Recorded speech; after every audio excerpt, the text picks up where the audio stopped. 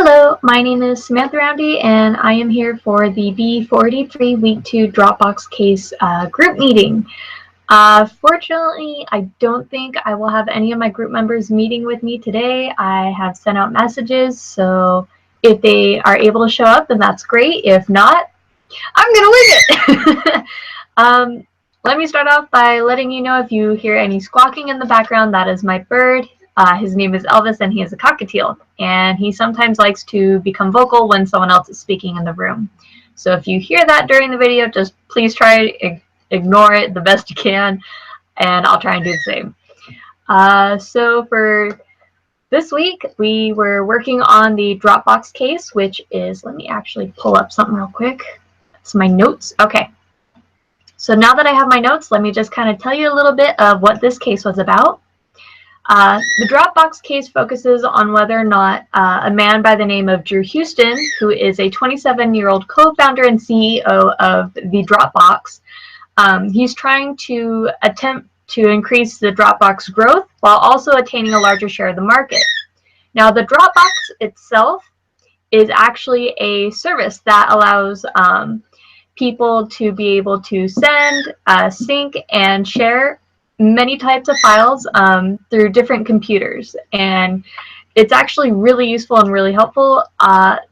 It hasn't been in the market very long, though. Apparently, it's one of the later entrants into the file synchronization and backup services market.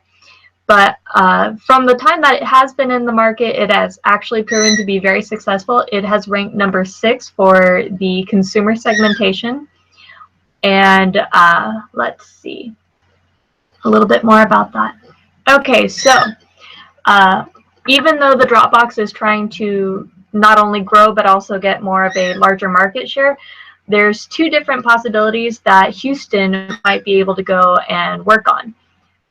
The 2 different, I guess you could say the 2 different choices Houston would be able to make would be to kind of stay on the path that he has been currently on, which is to basically have one product that works for his 2 different types of customer segment markets, which is individual consumer users, such as people like you and me, or Joe Blow down the street, or Mary Sue from the local grocery store, or you have business people, such as managers, small businesses, or small to medium businesses that are able to kind of use this Dropbox to send files all over the place, and it'll make it a lot easier and have backup in case their systems crash for whatever reason. So that's the first option that they would be able to have, is just a one product. And the second option would be to go and develop another product that works specifically for business people. The product that's currently on the market for the Dropbox basically works for both consumer users as well as business users. There's not a differentiation of what features will work for both. However, if Houston were to use the 2-product feature, he would be able to design the business feature with a little bit more sophisticated technology pieces. What I mean by that is he might make it a little bit more advanced in the different applications that could be used with the Dropbox, and it would still be easier to use, which is his ultimate goal. But the features that would be on the business end product would be those specifically designed for business people, and it'll hopefully be able to help Houston's business kind of grow a little bit more. Right now, it doesn't have too many people that are actually paying to use the Dropbox. There's about 2 to 3%, which roughly estimates about give me one moment, I will pull that up. So about 50,000 people that are actually paying for his services. Right now, he has 2 million subscribers. Most of those are people that are able to use a free service. And as a result, he has an annual revenue of $15 million per year. Now, that annual revenue comes from the paid subscribers, what they pay, and that's only about 2 to 3% of the total share of users. So that's actually not bad. He's very profitable so far, but there are a few things that he could be able to go and do and fix it. So moving on. So the first question that really kind of pops up in the group question, I guess you would call it guide, is how much revenue does Dropbox have? Well, let me go and actually share with you my screen and give me 1 second. Okay, so let me go and share my entire screen. So let's see if that works. Okay, so we're going to do this. Hopefully that makes it easier to see. So right now, for the revenue that the Dropbox case is able to have, he has, like I said, 2 million subscribers, and the number of paid subscribers is 2 to 3%. For this, I just did 2.5%. It's dead center. That way it kind of shows the average amount of how much revenue is being paid or being earned. So the number of paying subscribers I was able to get by multiplying the 2 million users by the percentage of paid subscribers, which brings us to 50,000. Now the cost per subscriber is $300, which you get $25 service fee plus 12 months out of the year. This brings us to our annual revenue of paid subscribers, which is 15 million. So that I just got by multiplying the number of paying subscribers by the subscription revenue. So there's that one. So let me go ahead and stop sharing. Actually, no. Instead of that, let me do this. Okay. So how profitable is a Dropbox? Well, let's move on to that question. So for our second question, profits is a little bit different. In order to find the profit, I would first have to find the costs, which consist of the variable costs as well as the fixed costs.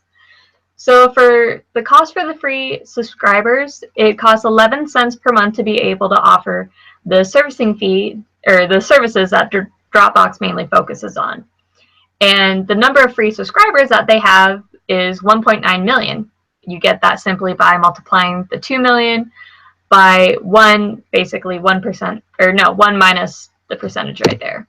Sorry, my English is horrible today. So our annual cost of serving the free subscribers is 2.5 million. So that's 1/2 of our variable cost. The other half of our variable cost is for the amount it costs to be able to provide the service for the paying customers. Now, the service for the paying customers is a little bit better. They have more storage and more features, so the cost is a bit higher. It's at $3.18. And of course, the number of paying customers that we have is 50,000, which you can get the same way. So our annual cost of serving the paying customers per year is 1.9 million, which I simply got by multiplying these two numbers together, plus 12, or multiplied that by 12 months out of the year. So this is our whole variable cost, which is these two numbers. And now to be able to find our fixed cost, we just look at the expenses that are going to be the same no matter how many users are available for the Dropbox site. There are currently 25 employees that the Dropbox is employing, and the cost per employee is $150,000 per year, which to get the total fixed cost for the 25 employees is simply that equation right there. So that brings us to 3.7 million. And we're almost done, I'm sorry. So our total cost is, of course, the addition of our variable costs and our fixed costs, which gives us 8.2 million. So for our profit, we take our annual revenue of 15 million and we subtract that from our variable costs or total fixed cost, or you could just do the total cost right there. I was being weird and just added those two, basically, or subtracted those two from the 15 million, I should say. My apologies. So our total profit for the entire Dropbox for 1 year is 6.7 million. That's not bad at all. And give me one moment. I'm going to pull up my little screen again. So as we can see, the Dropbox is actually very profitable. It has only been on the market for, I want to say, maybe a couple years. It hasn't been on the market for very long. But in the time that it has been available, it's been ranked number 6 on the consumer segmentation, which is basically the free users. It hasn't quite taken over for the business market, which we'll hopefully be able to fix. So this isn't a problem. Having profit is actually very good. It allows the company to go and kind of prove that it's stable and reputable. Those that wanted to invest in possible stock options, they would feel more comfortable knowing that the business is stable and it will be able to not go under and fail. Moving on to our next question, number 4. Should Dropbox develop a professional version to attract more valuable customers? Is my favorite question, and I'm going to do my best to explain it. So right now, we only have 2.5% of paid users, and our profits is 6.7 million. Now, I just duplicated this entire little chart, and I moved it over here, because I would like to show you something. So if we took the same amount of subscribers and we only increased the amount of paying users to 4%, that's not very much of an increase, our profit is actually going to grow to $14.6 million per year. That is a $7.8 million difference, which I got simply from subtracting the 6 from the 14. So I think that would be great, because having the businesses actually pay a little bit more and having more people for the business would definitely help Houston's company. And it would also be able to kind of offer different segment types, which in essence, we're finding out that more and more businesses are trying to use like online file sharing and backup services. And because the market for this is actually intending to grow, let me stop sharing my screen. Give me one moment. Hello again. So with that, because so many businesses are trying to store their files online and be able to share them, it makes it a whole lot easier and less of a hassle than carrying around USB plugs everywhere. So there is a definite growth for that. I don't foresee it to have any real issues, except maybe trying to figure out how they're wanting to basically charge customers for the business segmented product. I would assume for that, one of the main issues would be, what are the additional features that it's going to have? How much will it cost to implement those features? And would different businesses with different needs be able to kind of pick and choose what features or add-ons they wanted to have for their Dropbox? Those would be some of the minor issues I would foresee with having 2 segmented product types. But I don't really think that would be enough to kind of hold the company back from pursuing 2 products. The market itself is already strong, it's stable, it's highly competitive though.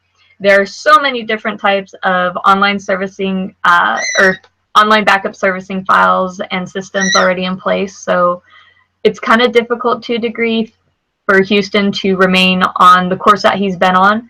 Even though it has brought him to success, I feel that if he were to remain with just using the one product, he's going to realize that more businesses are going to stop paying, because the services and the features that his product is offering them isn't quite what they need yet.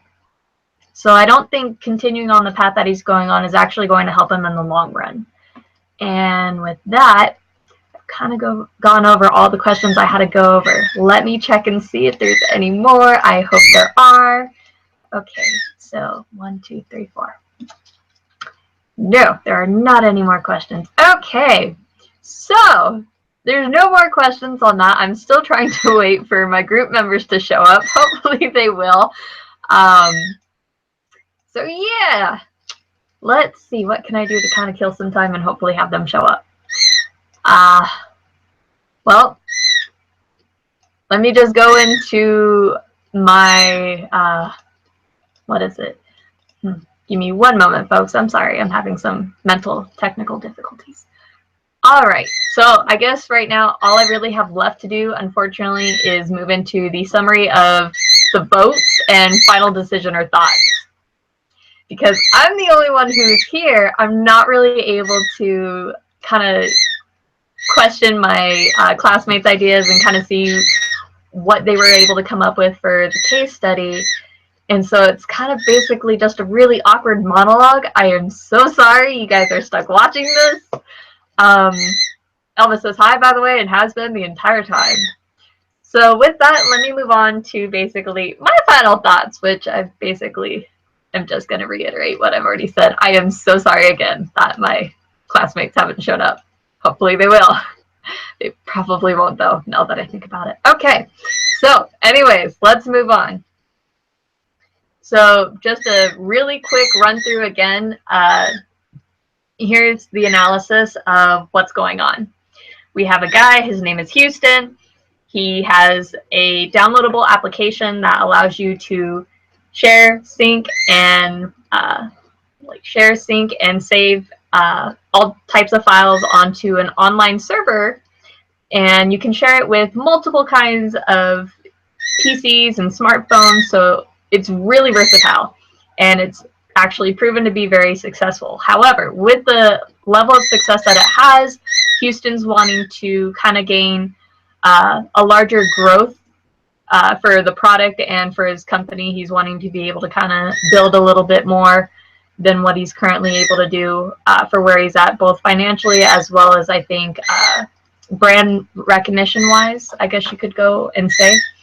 And he's also wanting to have more of market share. He's wanting more customers. Of course, everyone does.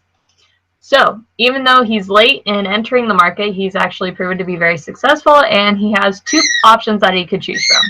Just a quick recap. The first option is stay the course, keep selling the one product.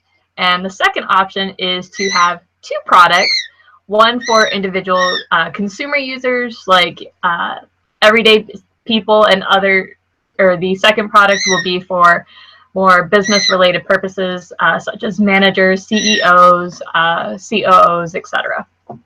So with that, let's move on to, I guess you would say, my position on this. So my position is basically, when Houston first entered the market, he realized one of the key issues that many of the competitors were dealing with was the fact that the rival services would often fail to transfer data across firewalls, and they sometimes messed up with the bigger files or a large number of files. It was because of this continuous problem that Houston was able to create a whole new product that was able to be a lot more efficient. It didn't have all the problems that the other competitors had, and he was also able to go and kind of bypass the IT department's permission. And I'll get to that in just 1 second, I promise. So the Dropbox is actually different from its competitors because it stores files locally, and it's also updating the cloud's copy in the background of the system that's already in place. And this results in saving time and bandwidth optimizations. Again, the Dropbox has targeted individual consumer users and business people in a shorter time than its competitors. And like I said, I was getting back to it. Here it is. The only way that it was possible to have people actually use the Dropbox inside of the people's companies was without the IT department's permission. And what they essentially did is just gave them a downloadable app or downloadable application that they could go and download onto their computers for work or personal use, and they can go and start using it right then and there. That was as easy as that. So it was super quick and easy. And a lot of times, many rival companies had struggled with gaining the IT department's permission. It was kind of like a catch-22. They had to be reputable. They had to have some sort of recognition and standing already within the market. And if you didn't have it, it was kind of impossible. But in order to get to that point, you needed to have it. So it was kind of literally just a nightmare trying to get the IT department's permission to be able to use some of the features that other services had or other competitors had. So in short, this, well, not in short, I'm sorry. So this unique approach to the file synchronization and backup services market, it enabled the Dropbox to soar past the competition and perform so well within the first few years of being on the market. But it's also important to understand that Houston has two very different types of users, and they have vastly different needs. So the best option would be for Houston to implement separate products that would be tailored to best suit the individual consumers and business people's needs. And the evidence I have to essentially support that statement is that there's a lot of ways that the Dropbox can be segmented, and there's so many add-on features for the segment that is applicable to the Dropbox case. Even though the online backups and data storage service, it's highly competitive, but it's also fragmented. And this means that the Dropbox, just by its unique construction and design, it's able to offer features that other competitors haven't quite been able to do, which is essentially synchronize files across devices and share files through public and private folders. So it doesn't have the issues with the firewalls that a lot of rival competitors have with their products. And it also doesn't mess up with bulky or a large number of files. It's really quick and easy to use. However, some competitors such as Mozy and Carbonite, they're limited to their backup capabilities, and they only have remote file access that can be used on any web browser. So there's some pluses and also some negatives that the competitors do have that the Dropbox, it doesn't always quite have the same unlimited, what was it? I had that word. I'm so sorry. It doesn't have the unlimited backup capacity, but it's actually proven to be more efficient in sharing the files and being able to save the ones that have already been saved onto the cloud system. So it's really easy in case a computer crashed, just go download it super quick. So let's see. We're going to move right along to why having two products is super important. And yes, I'm so sorry. I'm trying to stretch this out as long as possible. So it's important to understand that if Houston treats his two customer segments differently, he can improve the functions of the business-emphasized product to provide more sophisticated features that many business managers would be able to use with ease that some consumer-based customers might have some issues with. With the current marketing strategy already in place, Houston would be able to continue offering his freemium services to individual consumer users by charging the business people enough that the freemium cost would not damage the process. This is something that the Dropbox has already implemented and been able to do, as I showed you with the little Excel that I had up here a little bit ago. But the Dropbox, as you know, currently has 2 million users, and about 2.5% are actually paying for the Dropbox services. Those are the businesses, and those are the ones that are bringing in the revenue for Houston. So if those 2.5% of paying users are the business people, and of course they have more complicated needs than individual consumers, the annual revenue that comes from those paying users is, of course, 15 million. If the Dropbox were to offer differentiated products for the two segments, the number of paying subscribers would actually increase because there would be more features that would be better suited for their needs for the business. And here's kind of just a little demonstration that, or an explanation proving what I already showed you on the Excel, which if you'd like, I can show you again. So let me go to share my screen. Where is that?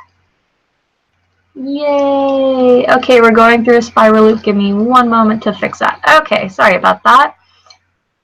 Whee! Oops. Nope. Okay. Yeah, these are my notes I'm going off of. I'm sorry. This is to help me from getting lost. So we have let me actually fix that. My apologies. Oh, it's going to be a stinker. One moment. I need to fix that. There we go. Okay, sorry. So right now, the percentage of paying subscribers, the 2.5%, they're bringing in $15 million of revenue. So our profits is $6.7 million. If we were to increase the amount of business peoples to even 4%, our profit would jump to $14.6 million. And that's still staying with the number of subscribers, which is actually pretty helpful. Now, if we were to go and change it to 6%, I'll show you what happens. The annual revenue goes to $36 million per year, and our profit is going to be $25 million. So this just kind of goes to show that the more number of paid subscribers we get, so just being greedy here, let's jump to 12%, the higher the profits are actually going to go. Because the cost for the free services for the free subscribers is going to remain at 11 cents. And the cost for the paying customers per month won't really change all that much. It may go down in the future just because the market might sort of drop off for the availability or the need to have the free services. It just kind of depends on the future of the market. But if these remain the same, or even if they were to drop, the profit's actually going to continue to rise. And even if they had more people working for them, it would not hurt their profits at all. So you can just kind of go and see what all would happen. And say if we have let's go to 5 million. You can just see right there, boom, massive increase. And let's move that down to 3%. Let's just see, yeah, that's even more than what they're making now. So it's kind of cool to see how having the two different types of products would actually be such a massive improvement for their business. And that is, let me stop sharing my screen. There we go. Okay, now you're done through the vortex. Sorry about that. So now you can kind of see that if Houston has the true products on the market, the number of business people using the Dropbox will increase. And that's actually going to improve his business's credibility and also their rating on some of the top, I guess you would say, file synchronization and backup services lists for who are the best companies to kind of go to in the market. So yeah. Unfortunately, my group members have still not shown up. I'm super sorry. You guys were just stuck listening to me this entire time.